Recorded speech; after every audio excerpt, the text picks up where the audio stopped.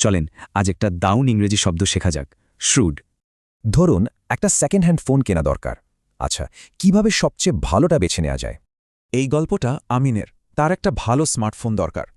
কিন্তু ওর বাজেট খুব বেশি না। এখন সবচেয়ে ভালো ফোনটা কিভাবে পাবে ও? আমিন কিন্তু বেশ বুদ্ধিমান। ও হুট করে ফোন না কিনে এই ধাপগুলো ঠিকঠাক মতো ফলো করে। আর এর ফলেই দেখুন ও দারুণ একটা ফোন পেয়ে গেল, একদম মনের মতো দামে। আমিনের এই কাজটাকেই ইংরেজিতে এক কথায় বলা যায় শ্রুড, মানে হলো খুবই বিচক্ষণ আর বুদ্ধিমান। মনে রাখতে হবে, শ্রুড কিন্তু একটা পজিটিভ শব্দ। এটা কানিং বা ধূর্ত হওয়ার মতো খারাপ কিছু না। একজন শ্রুড মানুষ ভালো নেগোশিয়েটর বা স্মার্ট নেতার মতোই পরিস্থিতি বোঝেন, ঠিক যেমনটা আমিন করল। এই বাক্যে দেখুন, একজন বিচক্ষণ বিনিয়োগকারী ঠিকই বুঝতে পারছেন মার্কেটে কি হতে চলেছে। এখানে একজনের শ্রুড বা গভীর বিশ্লেষণ একটা কোম্পানির উন্নতির নতুন সুযোগ খুঁজে বের করেছে। আর এই শ্রুড ম্যানেজার ঠিক জানেন কখন আইডিয়া নিয়ে এগোতে হবে আর কখন একটু থেমে অপেক্ষা করতে হবে। শব্দটা সহজে মনে রাখতে চান?